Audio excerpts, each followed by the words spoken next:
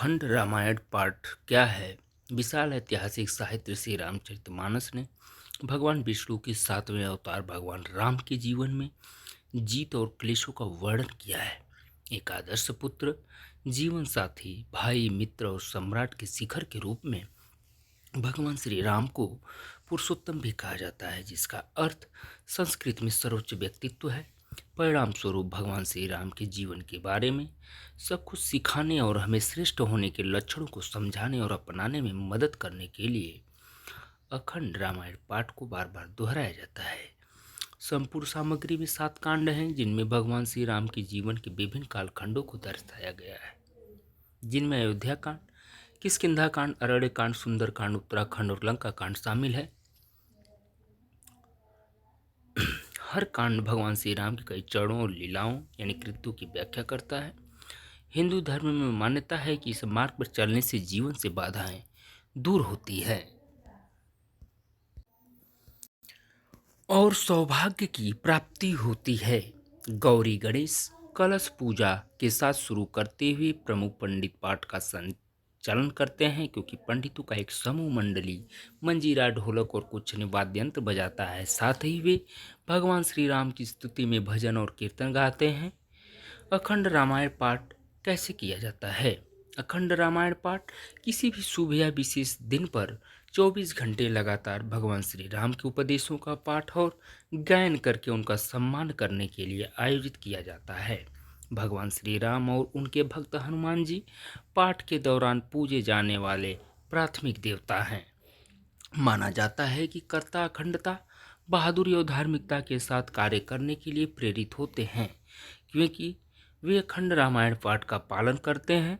दुष्ट ताकतों द्वारा उत्पन्न किसी भी खतरे के खिलाफ पाठ सुरक्षा का प्रदर्शन करना और व्यवसाय स्टार्टअप की सफलता की सुविधा प्रदान करना, साथ ही परिवार को भी सफलता और खुशी मिलने से लाभ होता है।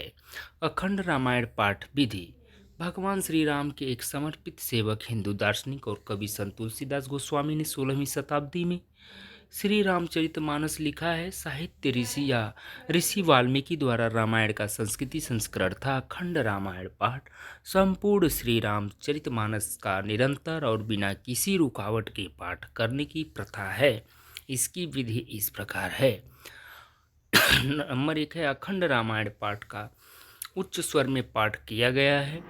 पाठ में किसी भी गड़बड़ी को रोकने के लिए सब कुछ तैयार और आसानी से सुलभ रखना आवश्यक है। आमतौर पर अखंड रामायण पाठ गांवों और मंदिरों में बड़ी भीड़ के सामने सभी के कल्याण के लिए या विशेष या शुभ दिनों के लिए घर पर किया जाता है। नंबर 2 है देवताओं की सभी मूर्तियां या तस्वीरें पूर्व की ओर मुख करके एक चबूतरे पर निवास करने के लिए तैयार हैं। प्रत्येक देवता के लिए एक समान मंडल को चारों कोनों में केले के पत्तों से सजाया जाता है। दियों के चारों ओर एक साफ कपड़ा लपेट दें। अगला है दियों पर तुलसी के पत्तों के ऊपर भगवान श्री राम, देवी सीता, भगवान गणेश, भगवान हनुमान, भगवान शिव और देवी पार्वती की मूर्तियां स्थापित करें। अगला पॉइंट है भगवान श्री राम की मूर्ति या फोटो के सामने सबसे ऊपर नारियल वाला कलश रखा जाता है। अगला पॉइंट है एक तरफ भोग यानी प्रसाद, फूल और फल की व्यवस्था की जाती है, जबकि दूसरी तरफ मिश्री, इलायची, लौंग, सुपारी आदि सहित प्रसाद की व्यवस्था की जाती है। अगला पॉइंट है भक्तों के सामने दिए जलाए जाते हैं और पूजा के दौरान सहन करने के लिए एक बड़ा दिया रखा जाता है।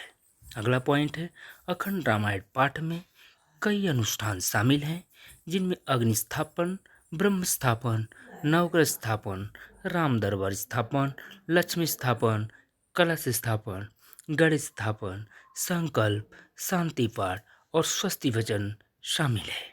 अगला पॉइंट है अखंड रामायण पाठ के बाद नवग्रह मंत्र और अखंड रामायण पाठ के समापन का संकेत देने के लिए सुंदरकांड पाठ का एक और पाठ पूजा के हिस्से के रूप में किया जाता है। अगला पॉइंट है पंडित नवग्रह समिधा पूर्णाहुति पूजा सामग्री और आरती के बाद यज्ञ या सम्मान करते हैं। जब पूजा समाप्त हो जाती है तो भोग ब्राह्मणों को परोसा जाता है और बाकी लोग प्रसाद ग्रहण करते हैं। तो दोस्तों, यहीं पे कहानी खत्म होती है और हम सभी लोग अखंड पाठ का निर्माण कैसे करें, अखंड पाठ पूजा सामग्री कैसे उपलब्ध कराएं, अखंड पाठ पूजा का समापन कैसे करें, इस सब कहानियों के माध्यम से हमें पता चला। और ऐसी कहानियाँ सुनने के लिए आप लोग हमारे चैनल पर बने रहें। धन्यवाद।